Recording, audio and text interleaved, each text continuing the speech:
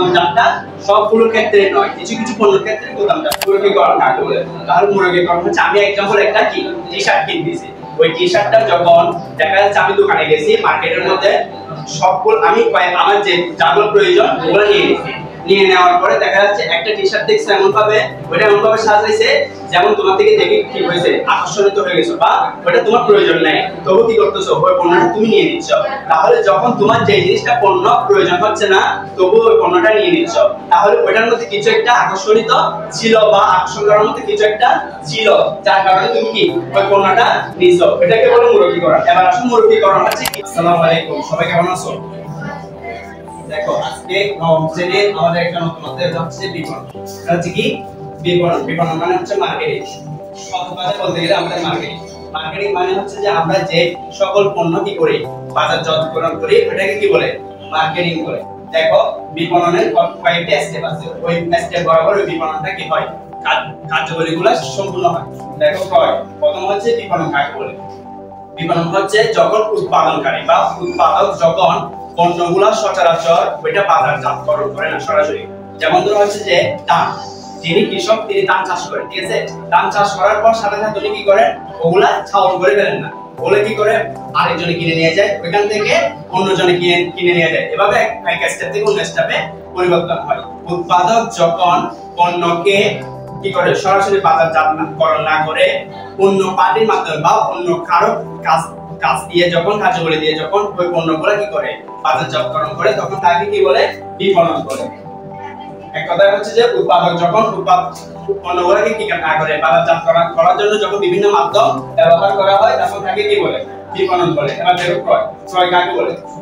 ক্রয় হচ্ছে যে যখন উৎপাদক পণ্যগুলোকে সচরাচর যখন বিক্রি করে তখন কি করে অন্য একজন পার্সন কি করে ক্রয় করে নেয়, ওই ক্রয় করার পর ওগুলোকে কি করে বাজারজাতকরণ করার জন্য আবার বিক্রয় স্টেপে আসে। তাহলে প্রথম হচ্ছে ক্রয় করবে, ক্রয় করার পরে ওগুলো সে কি করবে বিক্রয় করবে, ক্রয় করে তখন কি করে সরাসরি বিক্রয় করে না, এগুলো কিছু দিক নির্দেশনার পরে ওগুলো আস্তে আস্তে কি করে বিক্রয় করে। ক্রয় করার পর হচ্ছে বিক্রয়। এবার আসো বিক্রয় কাকে বলে। ক্রয় করে যখন পণ্যগুলোকে আমরা বাজারজাতকরণ করব, ওই বাজারজাতকরণ করার জন্য আমরা কি করি ওইটাকে বিভিন্ন স্টেপের দ্বারা আমরা এগিয়ে যাই। যেমন ধরো হচ্ছে যে যখন ধান কি করে চাষ করা হয় তখন ধানটা চাষ করার পর আমরা কি করি ওইখানটাকে মিলে বা রাইস মিলে নিয়ে যাই, ওটার পর নিয়ে যাওয়ার পরে ওইখানে কি করে আরেকটা স্টেপে ওটাকে চাউল হিসাবে পরিপূর্ণ করি। ঠিক তেমনি ভাবে চাউল হিসাবে পরিপূর্ণ করার পর আমাদের আসে কি এটা কি করা বস্তাজাতকরণ বা বস্তা যেটা আমরা রাখি ওইটা বস্তাজাতকরণ করতে হবে। আমরা চাইলে কি করতে পারবো না চাউলগুলো ডাইরেক্ট সরাসরি ভোক্তার নিকট পৌঁছে দিতে পারবো না। ঠিক তেমনি ভাবে ক্রয় করার পর এটা আমাদেরকে বিক্রয় করার উদ্দেশ্য তখন কি করতে হবে ওটাকে মুরগিকরণ করতে হবে। মুরগিকরণ মানে হচ্ছে যে এটাকে আমাদের বিভিন্ন স্টেপ যেটা এগিয়ে যাব এটা হচ্ছে যে মুরগিকরণ। তাহলে বিক্রয় করার জন্য আমাদের কোন একটা স্টেপ দেখতে হবে, এরপর বিক্রয় করার জন্য আমাদের কি করতে হবে পরিবহন করতে হবে।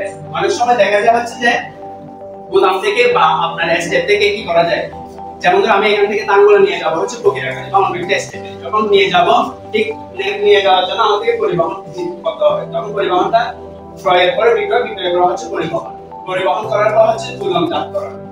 দেখো সবগুলো কিন্তু গুদামজাতকরণ করতে হয় না, সব পণ্যকে গুদামজাতকরণ করতে হয় না। যেমন ধর হচ্ছে যে যেগুলো পচনশীল পণ্য আর যেগুলো হচ্ছে যে পচনশীল নয়। অনেক পণ্য আছে যে পচনশীল, আবার অনেক পণ্য আছে পচনশীল নয়। পচনশীল কোনগুলো যেগুলো হচ্ছে সচরাচর শাকসবজি ফলমূল ওগুলো হচ্ছে যে পচনশীল, ওই পচনশীল পণ্যগুলো কি করতে পারবে না তুমি চাইলে গুদামজাত করতে পারবে না। যেমন ধর পেঁয়াজ আদা রসুন ওগুলোকে চাইলে তুমি কি একদিন বা দুই দিন এক সপ্তাহ 10 দিন এর বেশি কিন্তু গুদামজাতকরণ করা যায় না। ঠিক সেজন্য কি করে গুদামজাতটা সবগুলোর ক্ষেত্রে নয়, কিছু কিছু পণ্যের ক্ষেত্রে গুদামজাত করতে হয়। যেমন ধর হচ্ছে ফার্নিচার তারপর হচ্ছে কলম রাবার পেন্সিল যেগুলো আছে ওগুলো কি করা যায় গুদামজাতকরণ করা যায়। যেমন ধর হচ্ছে যে আমার থেকে দেখা যাচ্ছে এই শীতের মধ্যে হচ্ছে যে আমি 100টা কি করছি কম্বল নিয়েছি, 100টা কম্বল গুলো হচ্ছে যে আমার থেকে স্টক করে রাখছি, কখন শীত বেশি পড়বে তখন আমি গুদাম থেকে ওগুলো কি করব বের করে বিক্রি করব। ওই বিক্রি করার জন্য হচ্ছে গুদামটা, যখন শীত যখন বেশি পড়বে তখন হচ্ছে ওই কম্বলগুলো ভালো দাম পাবো, ওই দাম পাওয়ার উদ্দেশ্য হচ্ছে গুদামজাতকরণ করা। এক কথায় বুঝতে পারছি গুদামজাত কাকে বলে। তাহলে গুদামজাত হচ্ছে যে পণ্যকে স্টক করে বা এটাকে স্টক করার জন্য যে আমরা কি করি যে স্টকটা ব্যবহার করি বা যেগুলো স্টক করে রাখি এগুলোকে কি বলে গুদামজাতকরণ বলে। এবার আসো প্রমিতকরণ। প্রমিতকরণ হচ্ছে যে আমরা যে পণ্যগুলো আছে বিভিন্ন পর্যায়ে বাছাইকৃত করি, বিভিন্ন পর্যায়ে কি করি বাছাইকৃত করি। যেমন ধরা হচ্ছে যে কমলা, লেবু যেগুলো আছে ওগুলো হচ্ছে যে একটা একটা ছোট বড় এবং হচ্ছে মাঝারি আকারে যেগুলো আছে ওগুলোকে একটা একটা কি করি ভাগ করে ফেলি। প্রথমে ভাগ করার পর কি করি যেগুলো পচা আছে এগুলো এক পাশে করি, যেগুলো একটু হচ্ছে ভালো এগুলো এক পাশে করি, যেগুলো বড় ওগুলো এক পাশে করি। ওই এক পাশে করাকে ওটাকে কি বলে প্রমিতকরণ। এটাকে কি বলে প্রমিতকরণ। প্রমিতকরণ করতে হচ্ছে যে পর্যায়িতকরণ। পর্যায়িতকরণ মানে হচ্ছে যে প্রমিতকরণ এই সেম হচ্ছে পর্যায়িতকরণ। পর্যায়িতকরণ মানে হচ্ছে যে ওটাকে কি করা স্টেপ বাই স্টেপ আলাদাভাবে ভাগ করা। ভাগ করার পর এরপর হচ্ছে মূলকীকরণ। দেখো মূলকীকরণ হচ্ছে যে একজন উৎপাদকের জন্য বা একটা কোম্পানির জন্য সবচেয়ে ইম্পর্টেন্ট যেটা হচ্ছে যে মূলকীকরণ। মূলকীকরণ কাকে বলে? তাহলে মূলকীকরণ হচ্ছে আমি एग्जांपल একটা কি টি-শার্ট কিনতেছি, ওই টি-শার্টটা যখন দেখা যাচ্ছে আমি দোকানে গেছি মার্কেটের মধ্যে সবগুলো আমি আমার যে যাগুলো প্রয়োজন ওগুলো নিয়ে নিয়েছি। নিয়ে নেওয়ার পরে দেখা যাচ্ছে একটা টি-শার্ট দেখছে এমন ভাবে ওটা এমন ভাবে সাজাইছে যেমন তোমার থেকে দেখে কি হয়েছে আকর্ষণিত হয়ে গেছো বা ওটা তোমার প্রয়োজন নাই, তবু কি করতেছো ওই পণ্যটা তুমি নিয়ে নিচ্ছ। তাহলে যখন তোমার যে জিনিসটা পণ্য প্রয়োজন হচ্ছে না তবু ওই পণ্যটা নিয়ে নিচ্ছ, তাহলে ওটার মধ্যে কিছু একটা আকর্ষণিত ছিল বা আকর্ষণ করার মধ্যে কিছু একটা ছিল যার কারণে তুমি কি ওই পণ্যটা নিছো। এটাকে বলে মূলকীকরণ। এবার আসলে মূলকীকরণ হচ্ছে কি রকম? যেমন ধরো হচ্ছে যে আমি একটা প্যাকেট জাতকরণ করছি। যেমন ধরো হচ্ছে একটা পটেটো চিপস যখন সচরাচর সবাই চিনে, তাহলে পটেটো চিপস যখন প্যাকেট জাতকরণ করছে ওটা তো পটেটো, ঠিক তেমনি ভাবে যদি পটেটো চিপস থেকে আরেকটু ভালো উন্নত মানে যখন আমি একটা প্যাকেট করি তখন সবাই বলবে কি ওই প্যাকেটের জিনিসটা হয়তো ভালো হবে যার জন্য প্যাকেটটা দেখে অনেকটা সুন্দর দেখাচ্ছে। তো যখন ওই জিনিসটা যখন সুন্দর করে দিবে ওটাকে কি বলে মূলকীকরণ। মানে হচ্ছে ভোক্তাকে তার কি করার জন্য চাহিদা নয় কিন্তু এটাকে চাহিদায় পরিণত করার জন্য যে আকর্ষিত বা আকর্ষণ করা হয় পণ্যকে ওটাই কি বলে মূলকীকরণ। মূলকীকরণ কাকে বলে বোঝাতে পারছি? এবার আসো ভোক্তা বিশ্লেষণ। আমি একটা মনে করো এখানে একটা কি দিচ্ছি চায়ের দোকান দিচ্ছি, তাহলে চায়ের দোকান যখন দিবে তোমার থেকে বিশ্লেষণ করতে হবে তোমার এখানে চায়ের দোকানটা যাবে কিনা বা তোমার এখানে চায়ের দোকানটা কতটুকু প্রয়োজন।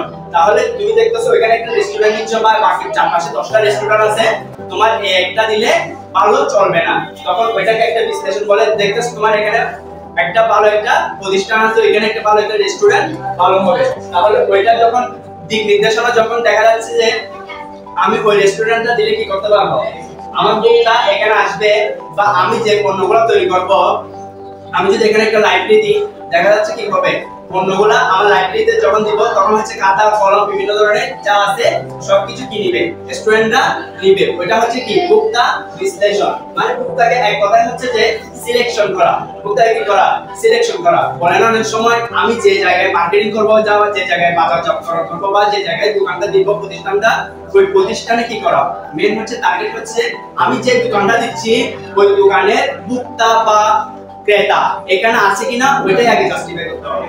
বুঝা গেছে যে আমি যে দোকানটা দিব ওই পণ্যটা ক্রেতা বা ভোক্তা এখানে আছে কিনা এটা জাস্টিফাই করতে হবে। এটা জাস্টিফাই করার পর হচ্ছে তথ্য সংগ্রহ। তথ্য সংগ্রহ বলতে এটাও কিন্তু ভোক্তা বিশ্লেষণের মধ্যে একটা স্টেপ পড়ে। ভোক্তা বিশ্লেষণের মধ্যে একটা স্টেপ বলতে তথ্য সংগ্রহ আর ভোক্তা বিশ্লেষণ দুটোই কিন্তু সেম, যদিও বা স্টেপ বাই স্টেপ ভাগ আছে। এই তথ্য সংগ্রহ হচ্ছে যে পণ্যগুলো আমরা কি করব বাজারজাতকরণ করে এইখানে আনতেছি বা আমি যে পণ্যগুলো ক্রয় করে এই জায়গায় পর্যন্ত নিয়ে আসলাম ওই জায়গায় দেখা যাচ্ছে যে আমার পণ্যগুলো কি হচ্ছে না বিক্রি হচ্ছে না, তাহলে এখানে ফুড সিলেকশন না ফুড সিলেকশনের কারণে কি হচ্ছে আমার পণ্যগুলো বিক্রি হচ্ছে না এবং কি করছে আমার মার্কেটিং এর পিছনে আমি কি করতেছি দূরে সরে যাচ্ছি। এই দূরে সরে যাওয়ার জন্য হচ্ছে তথ্য সংগ্রহ করতে হবে। প্রথমে টার্গেট হচ্ছে তথ্য সংগ্রহ করে তারপর হচ্ছে ভোক্তা বিশ্লেষণ করতে হবে। প্রথমে তথ্য সংগ্রহ করতে হবে আমার এই জায়গায় কি করা পণ্যগুলা বিক্রি করা যাবে কিনা, ওই বিক্রি করা নিয়ে যে তথ্যটা সংগ্রহ করতে হবে এটা হচ্ছে তথ্য সংগ্রহ।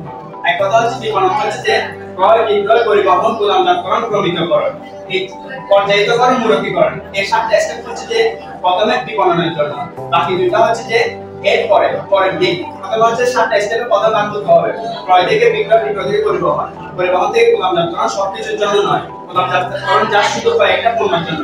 তারপর হচ্ছে প্রমিতকরণ, তারপর হচ্ছে পর্যায়িতকরণ মূলকীকরণ। মূলকীকরণ মানে হচ্ছে ভোক্তাকে তোমাকে কি করা ও পণ্যের প্রতি আকর্ষিত করাকে মৌখিকরণ বলে। এরপর হচ্ছে ভোক্তা বিশ্লেষণ, এটা হচ্ছে যে অন্য স্টেপ, মানে হচ্ছে এটা করলে আসলে না করলে আসবে, এটা তোমার কাছে নিজ থেকে সিলেকশন করতে হবে।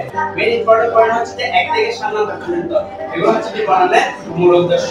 বিপণন তাহলে কাকে বলে? পণ্য যখন উৎপাদনকারী যখন পণ্যকে কি করে উৎপাদন করে, ওই পণ্য যখন শেষ পর্যায়ে একেবারে ভোক্তা সিলেকশন পর্যন্ত নিয়ে আসে এবং হচ্ছে ভোক্তা বরাবর যাওয়ার জন্য যে পদ্ধতিটা বা কার্যকরীটা অ্যাপ্লাই করা হয়, যে কার্যকরীটা করা হয় তাকে কি বলে? বিপণন বা মার্কেটিং বলে।